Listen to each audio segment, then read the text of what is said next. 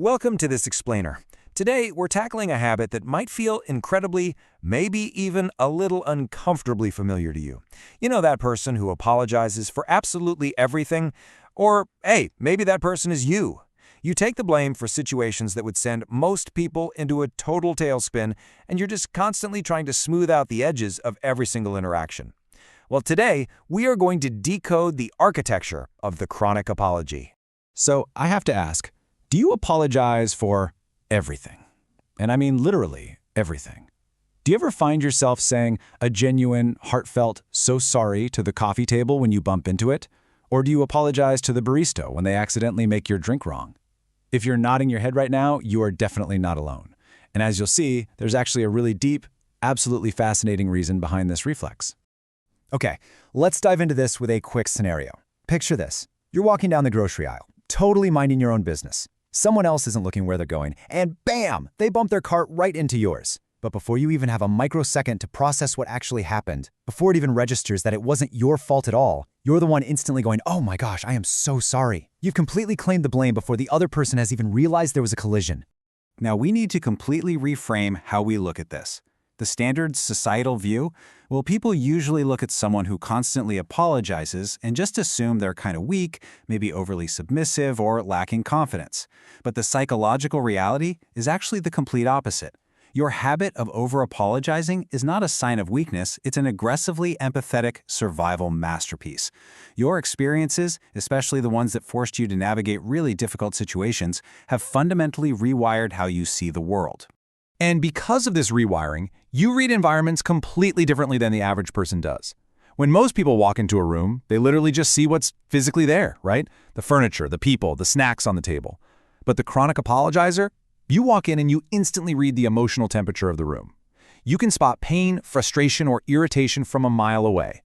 You pick up on every slight shift in tone, every forced smile, and you immediately start figuring out how to fix it by putting the blame squarely on yourself. Moving on to Section 1, the fawning survival response. Your brain isn't broken, it's trained. So the crucial point here is understanding what fawning actually is. It's a trauma or anxiety response. You know how we talk about fight, flight, or freeze? Well, instead of those, a fawning response means a person hyper-monitors the emotional temperatures around them and preemptively takes the blame to just micromanage the piece. You're basically trying to control the one small thing you can actually manage, keeping everyone around you perfectly happy. It's this ultra-attuned empathy mechanism, and it's designed to keep you safe in a world where, at some point, a threat was very real. But wait, there is a secondary mechanism at play here too, and it's called hypervigilance. This is a state where your internal threat detection system just never fully turns off. You don't just hear quiet, you fluently read silence. You can actually feel the heavy, disappointed, or irritated texture of it, and your brain is just screaming that you need to fix it before things escalate. This is exactly why saying "I'm sorry" all the time isn't just about being polite. It's your nervous system reacting. And it's reacting because somewhere along the line, it learned a really harsh lesson. Safety is a luxury, not a guarantee. You're apologizing to preemptively disarm any potential conflict, because your nervous system remembers all too well what happens when conflict isn't managed right away. Let's move to Section 2, the hidden emotional cost, the grief beneath the apologies. Now, what's really interesting about this is how it creates a sort of walking paradox. Just look at these deep contradictions.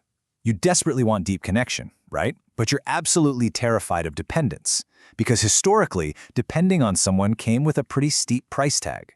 So you end up downplaying your own experiences, always telling people, "Oh, I'm fine, really," while simultaneously apologizing for literally just taking up space. You are incredibly tough because you've survived, but tender because you feel everything. You're fiercely guarded, yet overwhelmingly generous with your empathy. It's a lot to balance. And underneath all of those paradoxes and all of those constant apologies, there's a really profound sense of grief. It rarely gets talked about, but you grieve the version of yourself who didn't have to mentally rehearse every single conversation before having it. You mourn the self that didn't have to automatically scan and check a room before speaking up. You miss the version of you that didn't constantly worry about being too much or not enough. The self that could just move through the world without that familiar, tightened chest at every uncertainty. And honestly, that is a really heavy burden to carry around. This brings us to Section 3, Becoming the lighthouse. Survival becomes insight. Let's see how this builds into something powerful. Your experiences didn't just force you to merely survive the storm. As a direct result of enduring all that, you actually gained a profound insight into humanity. You developed a deeply complex, nuanced understanding of people. And ultimately, that allows you to turn your own pain into genuine, powerful compassion for others. This transformation turns you into something super rare. We can actually look at this through the metaphor of a lighthouse. It's like you are a lighthouse for the people around you. But, and this is key, you didn't become a lighthouse because your life was gentle or easy or perfectly safe. No, you became a lighthouse because you learned how to navigate and stand incredibly tall in the kinds of storms that would have completely broken other people. Look at this incredible insight from our sources. A lighthouse doesn't shine because it's perfect. It shines because it remembers the darkness. Take a second with that. Your ability to shine, to care, to offer just radical empathy to the people in your life, that comes directly from your memory of the dark. Your hypervigilance actually birthed your light.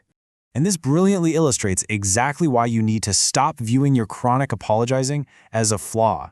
Actually, scratch that. It's not a flaw at all. You are not broken. You are adapting. You possess this hard-earned wisdom that lets you connect with human suffering and joy on a level that most people can't even begin to comprehend. Your empathy, which was born right out of that fawning response, is quite literally poetry in motion. So the very next time you catch yourself apologizing to a table or for just taking up space, will you pause and recognize that your hypervigilance isn't a weakness, but a profound superpower? And more importantly, now that you know exactly where this reflex comes from, how will you choose to consciously wield that radical empathy tomorrow? Thank you so much for exploring this with me today.